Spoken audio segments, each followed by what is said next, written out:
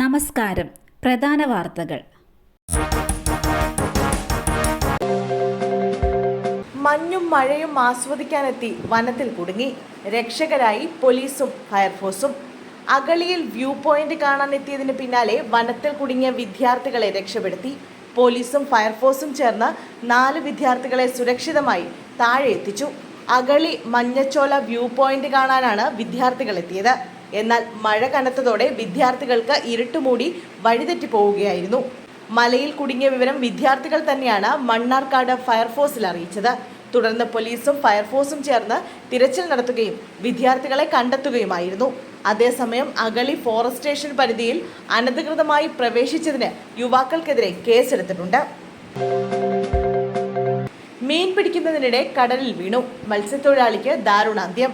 പുതിയങ്ങാടി പള്ളിക്കണ്ടി മിത്രന്റെ മകൻ കെ മിഥുനാണ് മരിച്ചത്. 28 വയസ്സായിരുന്നു. കഴിഞ്ഞ ദിവസം രാവിലെ 10:30 പുതിയാപ്പ ഹാർബറിൽ നിന്ന് മീൻ പിടിക്കാനായി പോകുന്നതിനിടെയാണ് മിഥുൻ കടലിൽ വീണത്. കൂടെയുണ്ടായിരുന്നവർ ഉടൻ തന്നെ രക്ഷിച്ച് ആശുപത്രിയിൽ എത്തിച്ചെങ്കിലും രക്ഷിക്കാനായില്ല. സ്വകാര്യ ബസും ഓട്ടോറിക്ഷയും ബൈക്കും കൂട്ടിയിടിച്ച് അപകടം. 1 മരണം. തൃശൂർ ഊരകത്ത് 7 മണിയോടെയായിരുന്നു അപകടം. അപകടത്തിൽ ഓട്ടോറിക്ഷ ഡ്രൈവറായ എരുമത്തളം സ്വദേശി ഹരിചന്ദ്രനാണ് മരിച്ചത്. 60 വയസ്സായിരുന്നു. ബൈക്ക് യാത്രികരായ 2 പേർക്ക് പരിക്കേറ്റിട്ടുണ്ട്. തൃശൂരിൽ നിന്ന് ഇരിങ്ങാലക്കുടയിലേക്ക് പോവുകയായിരുന്ന സ്വകാര്യ ബസ് ഓട്ടോറിക്ഷയിൽ ഇടിച്ചു.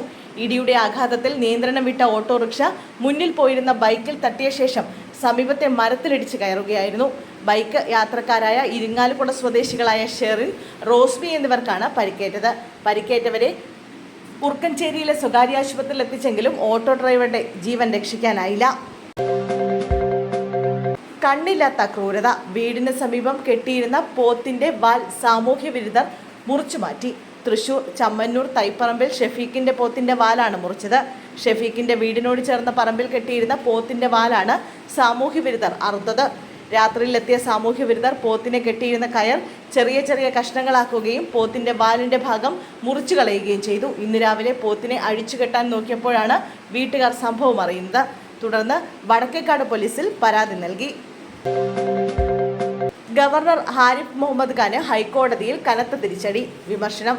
കേരള സർവകലാശാല സെനറ്റിലേക്കുള്ള ഗവർണറുടെ നാമനിർദ്ദേശം ഹൈക്കോടതി റദ്ദാക്കി. 4 അംഗങ്ങളുടെ നാമനിർദ്ദേശമാണ് റദ്ദാക്കിയത്. ചാൻസലർക്ക് അനിയന്ത്രിതമായ അധികാരങ്ങളില്ലെന്ന് ഹൈക്കോടതി വിമർശിച്ചു. ഗവർണറുടെ സെനറ്റ് നോമിനേഷൻ സർവകലാശാല നിയമം അനുസരിച്ചാവണമെന്നും ഹൈക്കോടതി ചൂണ്ടിക്കാട്ടി. 6 ആഴ്ചയ്ക്കകം പുതിയ നാമനിർദ്ദേശം നൽകാനും ഉത്തരവുണ്ട്. സർവകലാശാല നിയമമനുസരിച്ചുള്ള യോഗ്യത ഗവർണർ നിയമിച്ചവർക്കില്ലെന്ന് കോടതി ചൂണ്ടിക്കാട്ടി. അതേസമയം സെനറ്റിലേക്കുള്ള സർക്കാരിന്റെ 3 നാമനിർദ്ദേശം ഹൈക്കോടതി ശരിവെച്ചു.